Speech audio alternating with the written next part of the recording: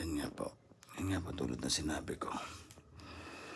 Sa yugto yata ng mga buhay ng isang OFW, ang pinakamabigat at na masakit sa dibdib ang malayo na naman.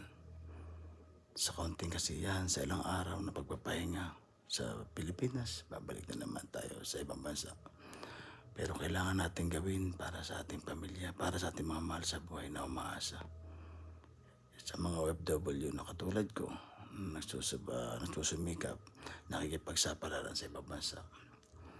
Iyan po yata ang pinakamabigat sa ating buhay. Kaya masasabi ko, mag-ingat po tayo mga katulad ko, mga OFW bayani. Ingat po tayo at alagaan natin sarili natin para sa ating mga mahal sa buhay. Lagi po kayo mag-iingat sa mga sulok ng mundo.